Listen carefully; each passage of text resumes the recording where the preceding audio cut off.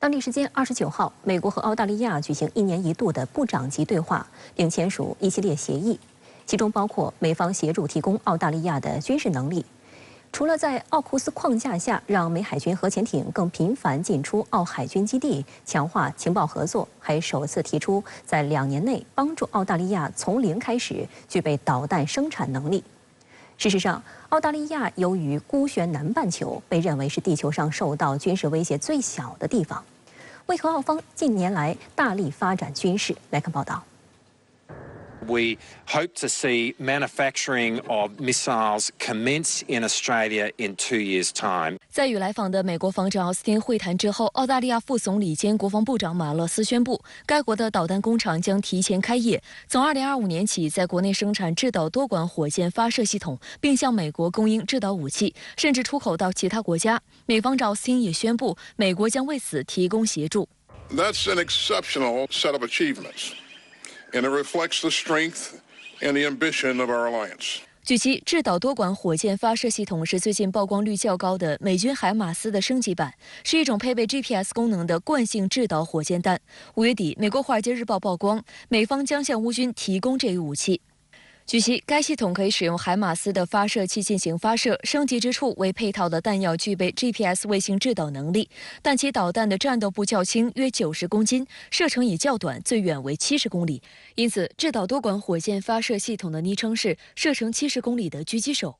分析认为，俄乌冲突的战场上消耗量巨大，是美方同意向铁杆盟友澳大利亚转移制导多管火箭发射系统弹药技术的关键因素。今年4月时，美国陆军追加订单，向洛马公司采购总价值约48亿美元的海马斯发射车及弹药，其中弹药订单的合约年产量为1.4万枚，但这仍然远远不能满足俄乌战场的消耗。美国防务新闻网站指出，生产这款武器的美国阿肯色州小城卡姆登甚至因此而快速崛起。但也有观察指出，将这款热门武器的生产技术转移给澳大利亚，是为了平息该国内部因为奥克斯框架下核潜艇转移迟迟难见成效的怨言，目的是稳住澳方。据美国《纽约时报》此前报道，假如奥克斯推进顺利，澳大利亚获得第一艘核潜艇最早也是20年后的事情。澳大利亚国内对此非常不满，除了制导火箭炮，美方这次还承诺加快澳大利亚获得优先弹药的速度，以及支持澳大利亚发展精确制导武器的生产和维修能力。美国洛马公司和雷神公司被选定为首选合作伙伴。澳大利亚副总理兼国防部长马勒斯对美国承诺转让导弹技术表示非常高兴。澳大利亚悉尼先驱晨报报道指出，打造本土的导弹制造工业不仅将增加就业，还可以让澳大利亚减少对进口的依赖，并可为美方补充弹药库。事实上，输出一些初级武器的生产线以及中高级武器装备的维修技术，是美国近年来拉拢其他国家的一种手段，成为其推进印太战略的工具。但也有澳大利亚媒体认为，该国的导弹工业基础薄弱，目前还是一张白纸，因此与美国的技术合作存在很大的利益诉求差异，长期来看未必是好事。因为美国此前就以合作研发 F-35的方式让日本国产隐身战机星神项目夭折。澳大利亚金融评论报指出，美国在澳加强军事存在，削弱了后者独立行动的核心能力。如果未来美澳利益不一致，澳大利亚将十分被动。他们认为呢，澳大利亚传统上是美国在印太方向上的所谓副手，deputy。那么这个定位呢，使得澳大利亚方面长期以来缺乏战略自主。现在美国在印太的实力不可能再维持过去一家独大的状态，大趋势是没办法改变的。那么在这种情况之下，他希望把澳大利亚推向前方。那么对于澳大利亚来讲，把自己变成大国晋升的前线，我觉得无论从任何一个角度来讲，都是不利于澳大利亚的未来的。值得一提的是，此次美澳防长会谈期间，美澳军方正在进行护身军刀2023联合演习。但28号，澳大利亚军方一架 MRH-90大班直升机在演习期间坠毁，联合演习一度暂停。澳大利亚防长马勒斯透露，失事时乘有的4名机组人员已没有幸存的希望。此外，根据美澳两国防长达成的新协议，美国和澳大利亚还将建立一个联合情报机构，其任务是分析印太地区共同战略利益的问题。分析人士指，美澳新成立的联合情报机构很可能将关注中国在该地区的军事足迹。外界注意到，美澳同为五眼情报联盟的成员，美国这次搞盟中盟，是变相威胁在对华情报共享方面没那么积极的新西兰。在因奥克斯撕毁与法国的550亿美元常规动力潜艇合约后，法国媒体高度关注奥克斯的进展。据法新社报道，美澳两国防长这次讨论了奥克斯协议的推进情况。根据此前美英澳3国签署的协议，澳大利亚将从美国购买3艘弗吉尼亚级潜艇，并与英国合作建造5艘新型奥克斯级潜艇。不过，美国政府面临着来自国会的压力。日前，有25名国会议员致信拜登，呼吁政府加大对本国潜艇工业基地的支持，以免因为援助澳大利亚而削弱美国自身。而就在不久前的北约峰会，澳大利亚总理阿尔巴尼斯进行了一系列游说努力，并称与美国两党议员的讨论让他放心。在此次美澳2+2会谈开始前，阿尔巴尼斯宣称他坚信为澳大利亚提供核潜艇的协议能获得美国两党的政治支持。不过，深圳卫视注意到，这次美澳防长联合声明中并没有提到澳大利亚购买核潜艇更详细的计划，仅含糊地称双方领导人欢迎澳大利亚在奥克斯伙伴关系下获得常规核动力潜艇的能力。作为挽救，美澳联合声明表示，美国的核潜艇将更定期、更长时间地访问位于西澳大利亚的皇家海军斯特林基地，并称这是奥克斯协议的重要一步。对于澳大利亚来讲，他把自己定位为美国的副手。那么也就是说，它一定程度上在重复美国在全世界，包括印太所做的事情，就是人为的制造紧张的局势，然后反过来为自己扩军备战去找理由。但是美国的扩军备战会对美国的军事工业复合体带来正面影响。澳大利亚有军事工业复合体吗？所以我觉得最后澳大利亚很有可能是为人作嫁，自己增加的这些防务预算，最后的结果是被一些美国的企业挣走。那么澳大利亚所留下的可能只有各种各样的风险而已。相关话题来连线特约评论员刘和平。刘先生您好。美澳在1年1度的2+2对话会后宣布，美国将扩大在澳大利亚的军事存在，并帮助澳在2025年开始生产制导多管火箭系统。那对此您怎么看呢？我认为此举意味着美国不仅要将澳大利亚打造成印太地区乃至全球的导弹生产基地，而且要将澳大利亚打造成美国在印太地区中远程军事打击基地。这也是早前美国与英国决定协助澳大利亚生产核动力潜艇的原因，其目的就是想要让澳大利亚具备一定的辐射印太地区的军事威慑能力。那么这么多盟友中，美国为什么单独挑选澳大利亚来承担这一重任呢？我认为这首先是因为从政治和外交上面来讲，澳大利亚是美国在印太地区最为信得过的盟友，美澳之间的互信程度甚至要远远超过美日与美韩。这背后的原因就在于，澳大利亚不仅跟美国有着同样的意识形态和价值观，是美国外交战略与路线的坚定支持者，而且更为关心的是，澳大利亚跟美国一样，都是同文同种同血缘的盎格鲁撒克逊大家庭成员，以及都是五眼联盟成员。除此之外，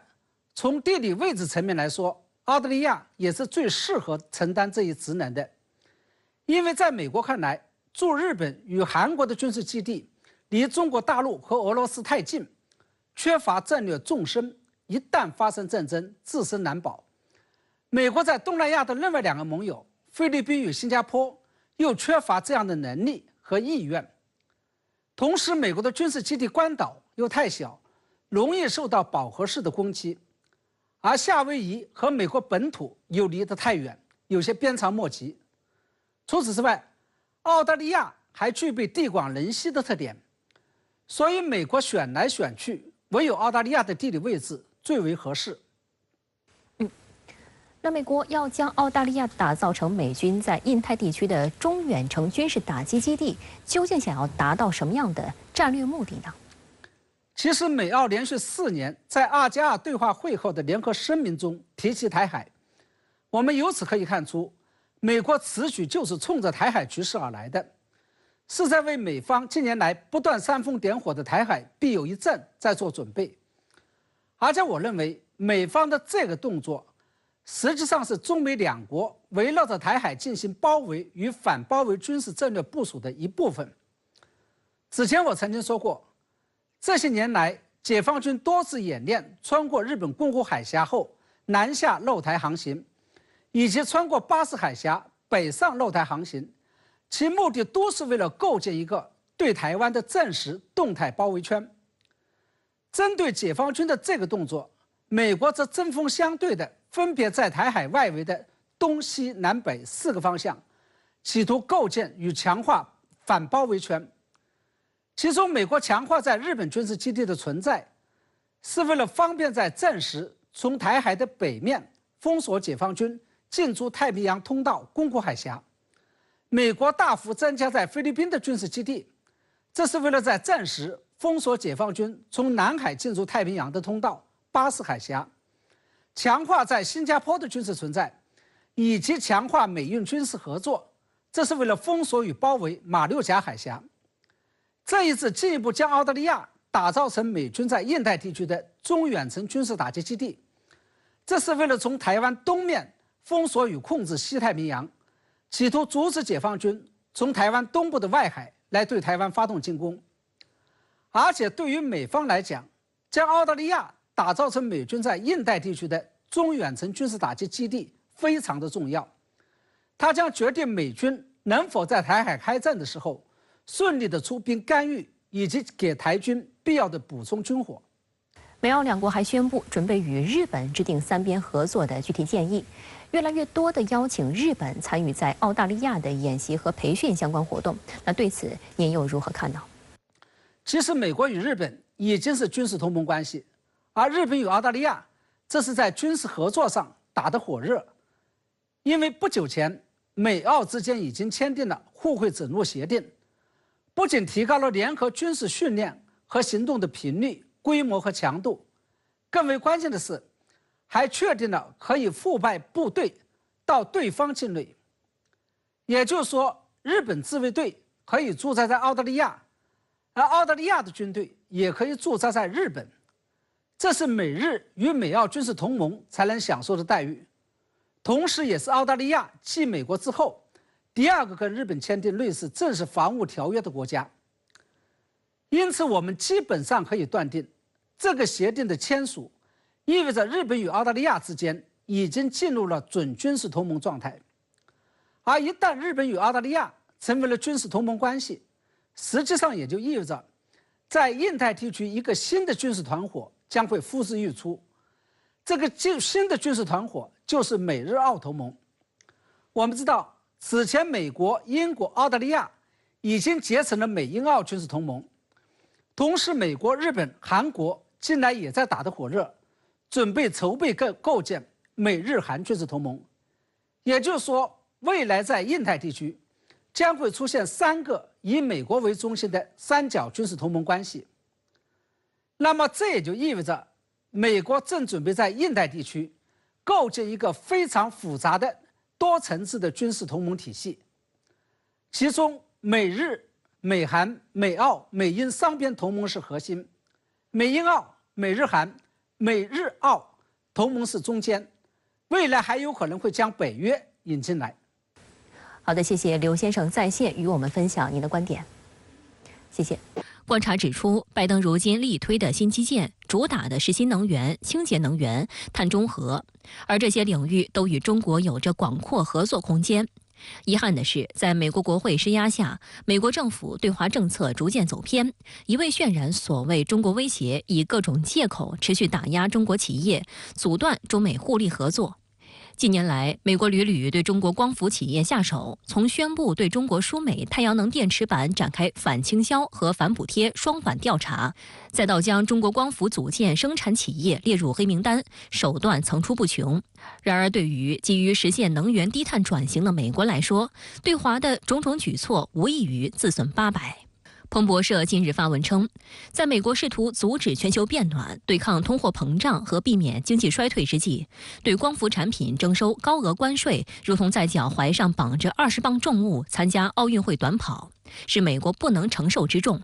美国的太阳能成本是世界上最高的，这很大程度上正是美国的关税政策所致。关税非但没有帮助美国制造业，反而只会减缓能源转型，并损害美国经济。美国总统拜登日前在缅因州参加竞选筹款活动时老调重弹，称美国在基建方面排名世界第13，落后于中国。近年来不断在公开场合鼓噪中美基建竞争，反映拜登政府怎样的焦虑心态。由拜登一手推出的1万亿美金基建计划落地近2年，为何进展不佳？来看报道。今年4月，拜登宣布将竞选连任下一届美国总统。29号，他到访缅因州的多座城市，出席多场竞选筹款活动。他向当地民众介绍了他上台以后在内政和外交方面取得的进展。然而，美媒报道此事的焦点之一是，拜登此行数次提及美国的基础设施建设，并与中国对标，声称要与中国竞争。We used to be rated to have the #1 best infrastructure in the world. Now we're number 13. China used to be beyond 13, and now they're number 2 or 3. What's going on here? How can you have the best economy in the world and the 13th ranked infrastructure? 缅因州当地电视台直接以拜登称美国基建落后中国，何以引领世界为题进行报道，并提到在基建制造业领域赶超中国是拜登政府任内多次提到的承诺。就在前一天，拜登还签署了一项旨在促进美国国内制造业发展的行政令。美国国会山报则提及，这并非拜登首次在公开场合对比中美基建。去年4月，他在北卡罗来纳州格林斯伯罗市发表讲话时，就通过对比美中两国的机场来鼓噪，如果美国不升级基础设施，就无法与中国展开竞争。If I came into O'Hare Airport blindfold in the middle of the night and took you into one of China's airports blindfold in the middle of the night, you'd probably think the Chinese airport was ours. It's so modern, so different. 中国国际问题研究院美国研究所副所长张腾军向深圳卫视表示，缅因州作为拜登2024年竞选连任的一个必争之地，在这里重提中美基建竞争，正是希望利用中国这一外部竞争对手来刺激当地选民对拜登执政议程以及未来竞选议程的支持。未来也有可能代表民主党去共和党进行竞争，他势必要拿出一些杀手锏，而他所谓的杀手锏就是在基础设施建设、在国内投资等一系列领域，拜登能够体现出他的政绩，能够拿出一些切实的、能让选民看得到的这样一些成果，从而能够吸引民主党的基本盘，包括来自中间选民的支持。所以，他要不断地借助中国这样一个外部对手，来刺激美国国内的舆论，从而能够凝聚国内的共识，为拜登进一步在他相关的基础设施建设的投资这个重大的这个方案前面凝聚起足够多的共识。拜登上台初期曾推出美国自2战后最为雄心勃勃的基础设施投资计划。根据2021年3月他公布的内容，拜登基建总投资额高达2.3万亿美元。当时他宣称，这一计划的目标就是要让美国赢得与中国的竞争。但在国会的几轮博弈之后，最终的版本缩水一半至1.2万亿美元。尽管如此，这已经是美国10几年来最大规模的联邦政府投资基建计划。拜登当时表示，这是一次罕见的两党合作成果。但将近2年过去，雄心勃勃的拜登基建计划正陷入僵局，美国民众几乎感受不到它的存在。英国金融时报指出，这背后的原因是美国的基建行业早在几10年前就已经萎缩，目前面临高度依赖工程外包的局面。由于资本觉得成本高，劳动者又认为太辛苦，大量美国人也不选择进入基建行业。即使拜登基建成功落地，面临的第一个难题就是严重的用工荒。观察美国基建的另一个窗口是美国高铁计划。这一项目已经存在了15年，但拜登基建拒绝向其拨款，这或许解释了美国基建容易陷入烂尾、扯皮的深层原因。美国消费者新闻与商业频道近期对加州高铁建设情况进行探访，但令人震惊的是，实际上这个从2008年就开始由小布什总统敲定的项目，至今仍然没什么大的进展。项目负责人直言，由于美国此前从未修建过高铁，很难找到具备必要技能的工人，培训劳动力花费了相当长的时间和成本。此外，美国格外严格的环境审查程序和两党恶性竞争也严重放缓了建设速度。 The support has been weak coming out of Washington. The bipartisan infrastructure bill passed in 2021 did allocate $66 billion to rail, which was the largest investment in passenger rail since the creation of Amtrak. but no money was specifically set aside for high-speed rail. 一个重要的隐患就是说，它是如此大规模的投入，那么就意味着未来美国的财政能不能进行持续的这种支持，从目前来看这是不确定的。第二个方面呢，它还在具体实施的过程中，而这种周期和规划是很容易被打断的。比如说，美国未来这个国内的这个政治的极化问题，当两党围绕着某一个具体实施的方案争持不下的时候，那么这个法案本身就会遭到拖延。那么遭到拖延就意味着什么呢？就意味着它所产生的成本会持续的累加，这将为整个法案本身带来更加难以承重的这样一种负担。美国《纽约时报》曾发文指指，美国如果真心想要推进基础建设，改善美国百姓的民生福祉，就应该和中国进行基建合作。文章提到，两国基建合作有利于实现优势互补、互利共赢。当前，美国能源、公路、桥梁、隧道、电网等基础设施老化程度严重，急需维护更新。在基建领域拥有丰富经验的中国企业，若能直接或间接参与美国基础设施建设，对美国加快基础设施更新速度、提高基础设施建设效率，通过大规模基础设施建设扩大就业、减轻债务压力，具有非常重要的意义。《纽约时报》提及，目前较为成功的中美基建合作案例之一是中国中车投入美国几大主要城市的城市轨道建设。2019年8月，波士顿地铁正式开始运营由中车在美国生产的首批地铁车辆，成功替代当地地铁城线已经服役40年以上的老爷车。由中国公司生产的安全、快速、安静的地下列车获得了波士顿市民的好评。马萨诸塞州交通局随后加单，并与中车签订了波士顿地铁红线项目120辆地铁车合同。The arrival of these rail cars in the first of 4 major American cities is a significant milestone. It seems the American and Chinese railroad relationship is on track to help improve the country's aging infrastructure. 近期，美国在台海议题上动作连连。先是通过一项法案公然挑战联合国大会第2758号决议，随后拜登政府宣布向台湾提供约3.45亿美元的所谓军事援助。紧接着又有美众议员鼓噪称，对台军售不再限于防御性武器。在中美高层交流初步恢复之际，美方猛打台湾牌，值得警惕。美国国会近几年已先后出台10几部涉台法案，主要涉及掏空一中政策以及对台军售。近日再有跨党派众议员提出一项所谓透过实力促进台湾和平法案，要求美国政府强化对台支持，优先处理对台军售案，并将修改所谓与台湾关系法，停止限制售台武器须为防御性质。提出该法案的民主党籍众议员巴帕斯与共和党籍众议员班克斯妄称，过去40多年来，由于受到与台湾关系法限制，美国只能提供防御性武器给台湾，因此该法案将修改相关限制条文，授权美国行政部门提供有助台湾嚇阻解放军的武器，为台湾地区未来取得攻击性武器奠定所谓法律基础。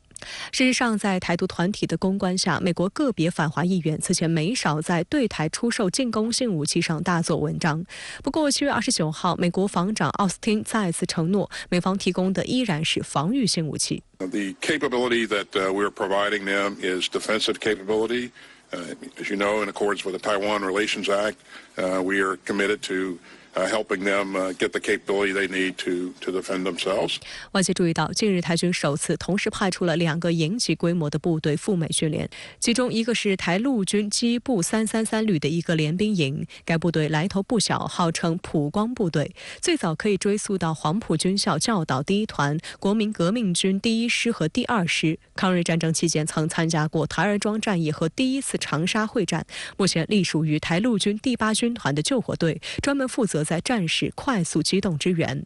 该部队于24号抵达美国密歇根州联合演训中心，参与由美国国民警卫队举办的北方打击演习。该演习通常于每年夏季举办，想定为大规模联合作战，包括空中、两栖和陆地等，因此参演单位庞大，以训练联合作战能力。另外一个营级部队来自台军装甲542旅，该部队参加了刚刚结束的汉光军演，随即赶赴夏威夷接受美军训练。据悉，该部队将成为首批接受美军 M1A2 艾布拉姆斯主战坦克的单位。值得注意的是，台军联兵营，也就是所谓的联合兵种营，与传统的采用单一兵种的营级单位有很大不同，而是将步兵、装甲兵、炮兵等原本独立的兵种混合编列而成的战术兵团，主打快速反应、立体打击、独立作战能力，是台陆军的重点改革方向之一。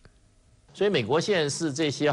络绎于途，把台湾也调到美国受训基本上是快速武装到牙齿，目的是什么？就打起来的时候你能够撑得住，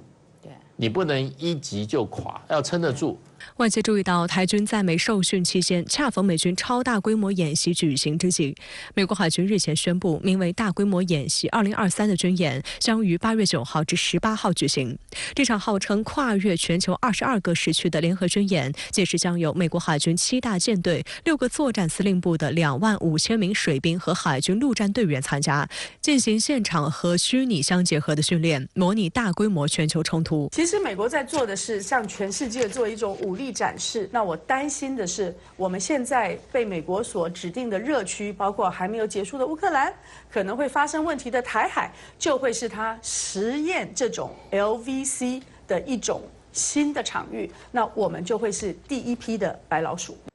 30号凌晨，3架无人机袭击莫斯科多个地点，一些舰重受损。随后，莫斯科空域实行临时禁飞令，这是莫斯科市区1个月内遭到的第4次空袭。俄方指责是乌克兰的恐怖袭击，乌方没有承认也没有否认，但该国总统泽连斯基放话称，战火正逐渐燃烧到俄罗斯领土。俄安全会议副主席梅德韦杰夫则强硬警告乌方，称俄方将考虑一切的保卫选项，包括核武器。俄罗斯国防部证实，30号凌晨，3架乌克兰无人机袭击了莫斯科，其中1架在莫斯科州奥金佐夫斯基区上空被俄军防空系统击落，另外2架受到俄军的电磁干扰压制，被引导其飞往非住宅区域后失控撞上莫斯科国际商务中心的2栋办公楼，造成2处外墙损毁，1名大楼保安受伤，无人死亡。俄国防部还说挫败了乌方的恐袭行动。俄国防部还表示，在莫斯科 CBD 遇袭当天，乌军一共出动了25架无人机袭击俄方基础设施，其中16架被俄军击落，另外9架被电磁压制并引导坠毁在黑海水域。当地媒体证实，袭击发生在莫斯科市的金融 CBD 核心区。莫斯科市长谢尔盖·索比亚宁表示，这次袭击对莫斯科城区2栋建筑的外部造成了轻微损坏。莫斯科共青团大街上发现了无人机的残骸。另据塔斯社消息，莫斯科附近4座机场之一的莫斯科弗努科沃国际机场随即临时关闭约1小时，之后重开。莫斯科市的另外3座机场保持正常运营。对于俄国防部指控发动袭击的无人机来自乌克兰的说法，乌克兰总统泽连斯基既没有承认也没有否认。他还说，战火正逐步在俄罗斯领土燃烧。Як триває так звана спеціальна воєнна операція, яку російське керівництво розраховувало на тиждень-два. Україна стає міцніше, поступово війна повертається на територію Росії, до її символічних центрів та військових баз. 外界注意到，这已经是俄罗斯首都莫斯科在1个月内第4次受到无人机袭击。据俄罗斯国防部上周5发布的报告，当天在莫斯科郊外击落1架乌克兰无人机。7月24号，在俄罗斯国防部总部附近，距离克里姆林宫约3公里处，1架无人机被击落。最惊险的是5月3号凌晨，2架无人机袭击了克里姆林宫的屋顶，令全球舆论惊出一身冷汗。虽然俄国防部此次没有公布发动袭击的无人机机型，但俄罗斯媒体分析认为，很可能仍然是乌克兰的 UJ-22察打一体中型无人机。该机型是本世纪初一家乌克兰企业生产的产品，其中超80%的零部件来自美国，起飞重量为86公斤，作战载荷为2枚悬挂式82毫米迫击炮弹或几枚火箭榴弹，速度为每小时180公里，航程达800公里。而莫斯科距离边界的距离约为500公里。俄军事专家弗拉季斯拉夫·舒里金认为，乌军无人机可能是从俄罗斯领土上起飞并发动攻击的。他认为，随着俄军防空网的增强，乌军的无人机难以飞越俄罗斯的国界线。但这次他们直到飞抵莫斯科附近时才被发现，因此有可能是乌方特工将无人机拆解后带到莫斯科附近放飞，以躲避雷达侦察。实际上，对现在的无人机进行防御的话，是个全世界的难题。原因就在于无人机要飞的速度慢，它跟有人驾驶战机呢相比，速度实在太慢了。而现在防空雷达呢，对于这些低速目标呢，实际上没有什么太好的办法。所以这对俄罗斯来说就是很大的问题。那再有一个，那就是乌克兰在进行袭击的时候，它是进行了航路规划的。这些乌克兰当然做不到。此类航路规划，那相当的这些技术情报，特别是电磁情报，还有光学成像的这些情报，那只有西方能够给乌克兰提供。另据英国《星期日快报》引述该国国防部高层人士的话说，超过2000名乌克兰士兵已经抵达英国德文郡接受英军的训练，目标是在今年底之前收复克里米亚。据悉，英方将按照精锐突击旅的方式来训练这2000多名乌克兰士兵，战术是在另外2支部队的支援下突破俄军的防线，西方援助的导弹则用作远程掩护。对于北约成员协助乌军训练特种兵的做法，俄罗斯联邦安全会议副主席梅德韦杰夫30号作出强硬警告。他在社交平台上发帖说，如果乌克兰人在北约支持下进攻克里米亚，夺走我们部分土地，那我们将不得不根据俄总统2020年6月2号签署的俄罗斯联邦国家核遏制政策原则动用核武器。这也是在对西方的进行警告，就是让西方呢把乌克兰要看住，防止呢乌克兰呢铤而走险。现在呢，俄罗斯就说嘛，北约已经呢是越来越深的介入到俄乌冲突，你已经成为了参战一方了。如果乌克兰现在还对俄罗斯本土进行动手的话，那俄罗斯很可能就认为这是西方授意的。据俄罗斯观点报本月中旬的报道，西方媒体披露了北约应对与俄开战的行动计划超过4000页，其中包括将快速反应部队人数增至30万。北约秘书长斯托尔滕贝格称其为自冷战以来最大规模的防御计划。俄国防部宣称击落3架袭击莫斯科的无人机。乌克兰总统泽连斯基则在周日警告，军事冲突回到俄罗斯本土不可避免。那么，管先生，您对此怎么看？好的，主持人，那我注意到呢，俄乌元首这个周日都出席了公开活动。俄罗斯总统普京昨天在防长绍伊古与海军司令尼古拉叶夫梅洛夫上将的陪同之下，在圣彼得堡出席了海军的阅舰式。那么非同寻常的是，参加俄非峰会的4位非洲元首呢，也受邀出席这次阅舰式。普京在讲话中，虽然他并没有明确提到俄乌冲突，但是呢，他强调俄罗斯正在充满自信地推进执行俄罗斯海洋政策的各项宏大目标任务，持续建设强大的海军。今年将会有30艘不同类型的军舰入列服役。而泽连斯基他在视察乌克兰西部城镇伊瓦洛弗朗基斯克的这个讲话呢，明显更加具有攻击性。他虽然并没有直接认领当天凌晨的莫斯科无人机攻击，但是呢，他就毫不讳言，战争将会逐渐回到俄罗斯的本土，指向地标中心与军事基地。这呢是不可避免，而且是自然、绝对公正的过程。那么在我看来，泽连斯基这样表态，等于是在吹响对俄罗斯本土加码无人机袭击的动员号。那么可做对照的就是呢，此前泽连斯基在外访期间曾经明确否认与克里姆林宫无人机袭击有任何的关联。那么乌克兰忙于自卫，根本无力搞境外的攻击。那么从最新无人机攻击事态来看，发生在莫斯科闹市商业中心，画面呢可见有高楼燃火。那这已经是俄罗斯首都连续第2周遭遇无人机袭击。那么此前1周的袭击呢，发生在俄罗斯国防部下属机构附近，地理位置更加敏感。那么更不用提5月间那2架在莫斯科心脏地带克里姆林宫上空坠落爆炸的无人机了，当时它所带来的巨大的冲击。那么有不完全统计就表明，5月以来莫斯科已经至少发生不下20架次的无人机攻击。那么尽管俄罗斯军方以及安全机构都在强调说，这些个无人机绝大多数都被俄方捕获或者是击落，至今没有造成人员伤亡，但是呢，俄罗斯首都，尤其是一些个最敏感地带的防线一再被无人机撕破。那么确实呢，也在变相见证泽连斯基他的说法：莫斯科离战争并不遥远，甚至呢已经不可避免地直接卷入到战争。那么结合 CNN 最新播出的独家专访的画面，乌克兰还在向他展示自研的所谓大型的海上攻击无人机，而且呢，乌克兰副防长也直接认领了此前对克里米亚大桥的最新的无人艇的攻击，以及泽连斯基他的最新表态。我想这些都在预示着乌方对俄罗斯本土攻击的这个力度将会显著的加大。那么机动灵活易操作的无人机无疑将会在这其中扮演攻击主力的角色。当然了，俄罗斯对于乌克兰的远程打击无人机攻击手段，同样也是备受俄方重视的。俄联邦安全委员会副主席梅德韦杰夫昨天在社交媒体强硬表态，如果乌克兰反攻得手，俄罗斯将被迫使用核武器。那对俄前总统再发核威慑警告，您有何观察呢？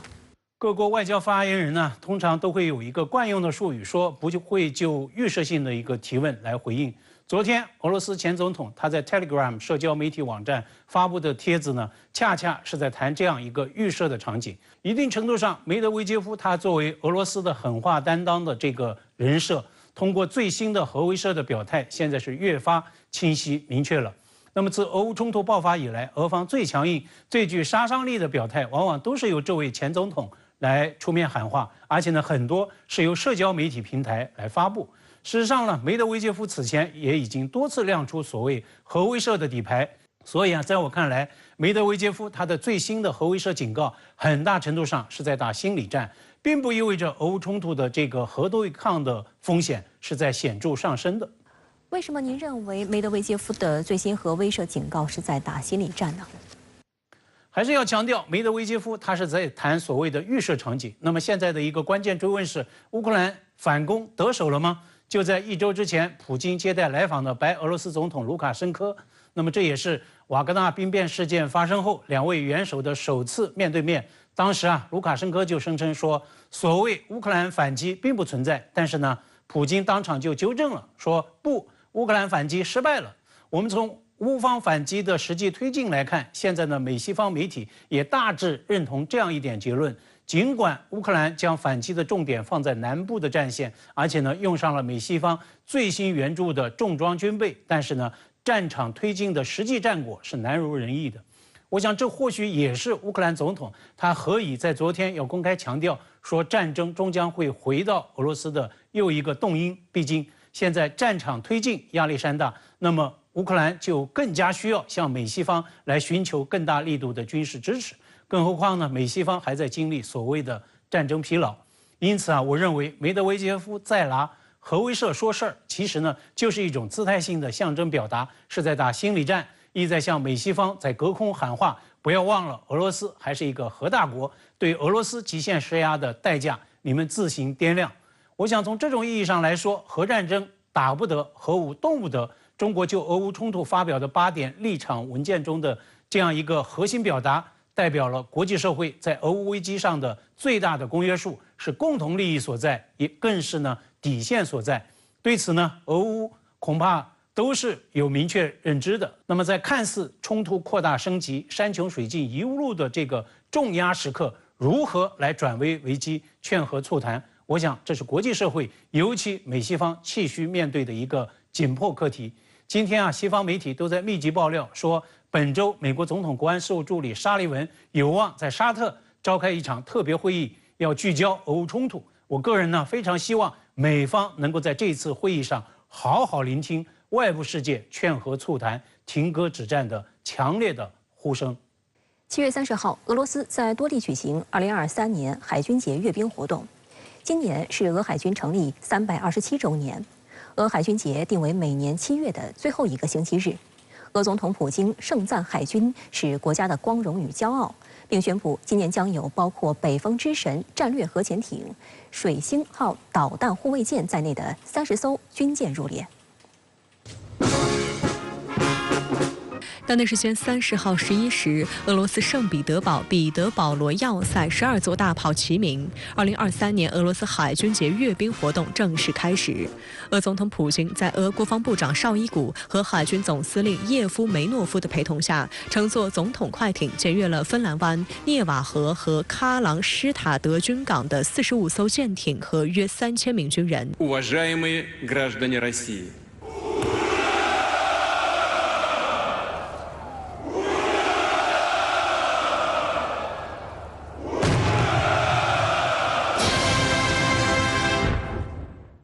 普京指出，俄罗斯将继续增强海军力量，今年将补充30艘舰艇。Сегодня Россия уверенно реализует масштабные задачи национальной морской политики, последовательно наращивает мощь своего флота. Только в этом году его состав пополняют 30 кораблей разных классов. 今年服役的这个新舰艇啊，大部分的都是轻型的水面舰艇，2163U啊，22800啊，这些轻型水面舰艇就是1000吨以下的。还有呢，就是有3到4艘是2000吨左右的，还有呢，就是2到3艘核潜艇啊，包括呢北风之神级战略核潜艇啊，亚森级攻击核潜艇，再加上呢几艘常规潜艇，再有几艘呢辅助船。但对于俄罗斯来说呢，它把这些当成战略舰使用，就是因为它能够发射呢口径 NK 对陆攻击巡航导弹，这玩意儿可以打到2500公里啊。这样一来的话，也就使得俄罗斯哪怕呢在家门口也可以对大量的纵深目标呢进行攻击。石洪指出，被称为俄罗斯镇国武器的北风之神战略核潜艇，今年将服役5到6艘，特别是改进型北风之神 A 级，性能更加出色，威慑力更强。俄罗斯现在对于战略核力量是越来越重视。那么像北风之神级战略核潜艇呢，这玩意儿呢在水下隐蔽性呢特别高，噪声呢很低嘛，再加上它是装着16枚圆锤，也就是呢一般所说的布拉瓦潜射洲际弹道导弹。这样一来的话，它在北冰洋进行活动的话，可以呢覆盖整个美国以及呢整个的欧洲。此外，普京还在讲话中提到，水星号导弹护卫舰也将于今年入列，它已经进入战斗执勤。水星号导弹护卫舰是俄罗斯第1艘按照全舰隐身概念设计的军舰，可使用巡航导弹打击水面舰艇、搜索并摧毁潜艇，具有防空反导能力，并可为登陆作战提供炮火支援。深圳卫视注意到，尽管今年俄海军节阅兵式较为低调，规模有所缩减，但在俄海军总部所在地圣彼得堡，仍有超过20万当地居民和游客前往现场观看。观察指出，俄海军虽然在俄乌冲突中出动较少，但发挥了重要的作用，对黑海水域实施了有效的战略封锁，切断了北约从海上方向对乌军提供补给的可能性。此前，仅在黑海粮食协议框架下，乌方商船可以进出，但目前俄方已经退出这一协议。另一方面，俄海军也在冲突中损失惨重。去年4月，黑海舰队的旗舰莫斯科号巡洋舰殉爆沉没，黑海舰队所在地塞瓦斯托波尔港也多次遭受乌军无人机袭击。特约评论员石洪分析认为，俄乌双方在海上的较量仍会持续，但乌克兰自身海军发展没有太多可能性，只能依赖美西方援助，而俄罗斯则会重点发展北方舰队和太平洋舰队，因其面临的海域相对更加开阔。看看太平洋舰队现在接收的核潜艇是跟北方舰队的平齐了，再有呢就是它接装的新型的轻型舰艇数量呢也是在不断的增加的。那么像北方舰队它是俄罗斯未来重中之重了啊。俄罗斯现在成立了北方舰队的防区，实际上就是北部军区以它为核心，这是唯一一个以舰队为核心组建的战区级别的指挥机关，那就可以看出。就这个地位无人可以相比。所以呢，俄罗斯海军未来的发展，其实呢，一个是务实近海，再一个呢就是强调北方和太平洋。分析认为，黑海周边环境十分复杂，土耳其、罗马尼亚、保加利亚等北约成员国均在此有部署。看看这次俄罗斯海军节，各个舰队都举行了阅舰式，唯独一个舰队没有举行，就是黑海舰队。去年就没有，今年还没有，为啥呢？他还是害怕遭到乌克兰方面的打击，也就从这点你就能够看出来，黑海舰队受到的制约太大了。